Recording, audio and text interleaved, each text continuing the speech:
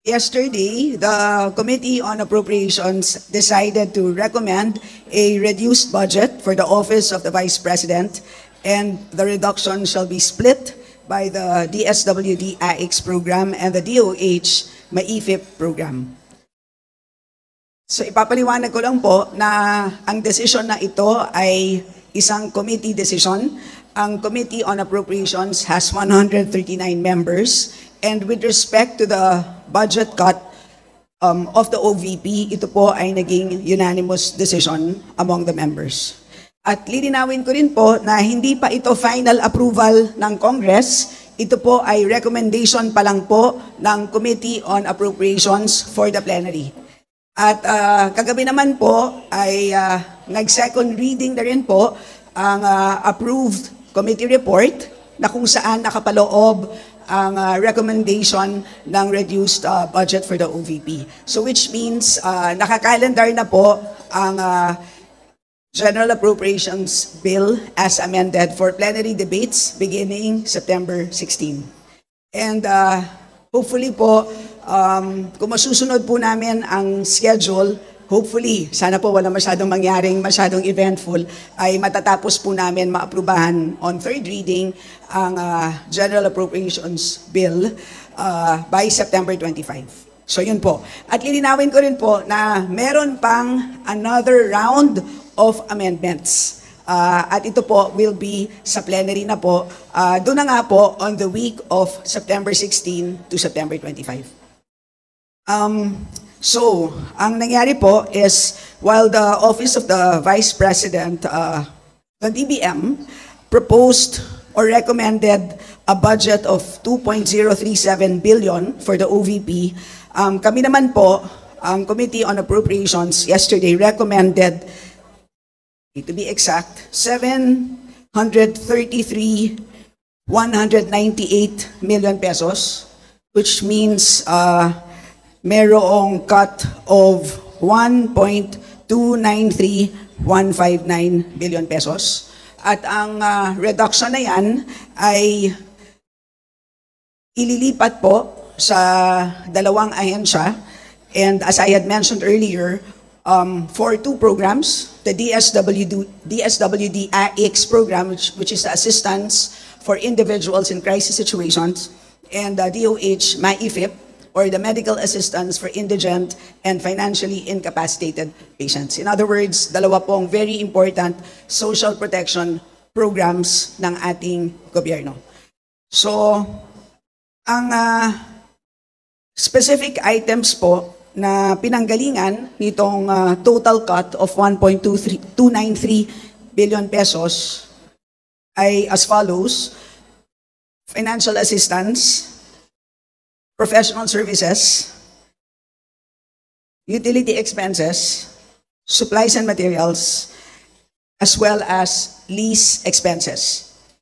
And ang dahilan po kung bakit ang items na ito ang naapektuhan, lahat po ay nanggaling po sa lahat po ng narinig po natin doon po sa dalawang hearings na naganap in the last weeks.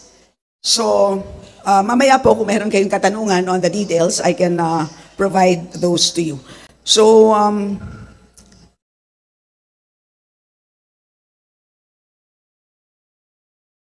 siguro just one last note before I take in questions.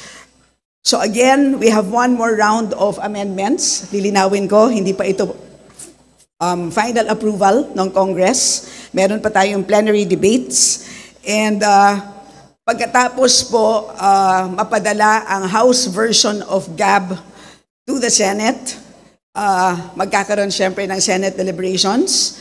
After ma-approve ang Senate version, meron pang bicameral meeting.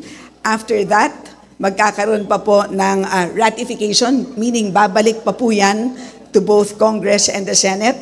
And then after that, magkakaroon pa po ng President's approval because as you know, the President can veto, and ang veto po is pwede po on a line item basis.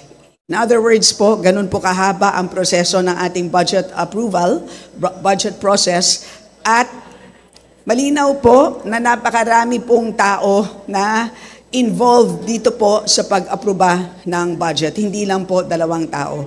And of course, after the budget is approved, alam naman po natin, ang budget execution is solely by the executive.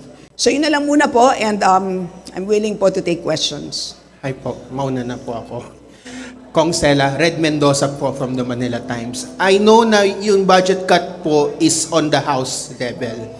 But what if the Senate retains those cuts? Ano pong masasabi niyo po doon? If the Senate retains the same amount na pinropose ng OVP. And number 2, removing of the lease contracts, does that mean natatanggalan niyo po ng power ang OVP to lease buildings for their satellite offices? So ibig po sabihin, isasarap parang you're technically removing the power of the OVP to have these satellite offices? Doon po sa first question. So what happens if the Senate decides to approve a different version? So yun po ang dahilan kung bakit meron tayong bicameral meeting. So kung saan po kailangan magkita ang representatives ng Congress, representatives ng Senate, uupo po sila, and they will have to iron out the differences to come up with a single version. Yun po ang dahilan. Bakit kailangan magkita-kita ulit pagkatapos po maaprubahan ng Senate naman ang kanilang version. At malamang, sa dami po ng line items ng ating GAB, for sure, ay meron pong differences ang 2 version.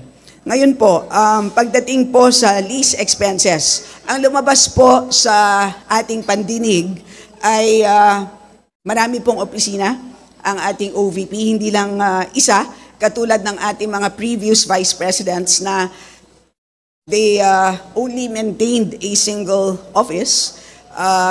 Lumabas naman po sa ating hearings na mayroong 10 satellite offices and 2 extension offices. And this is likely the reason why lease expenses umabot sa 53 million pesos na mas malaki ng dihamak compared to the previous vice presidents.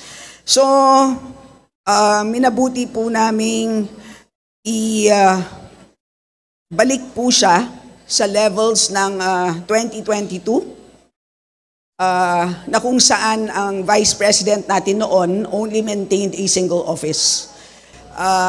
Lumabas naman po sa ating hearings na mayroong 10 satellite offices and 2 extension offices. And this is likely the reason why lease expenses umabot sa 53 million pesos na mas malaki ng dihamak compared to the previous vice presidents.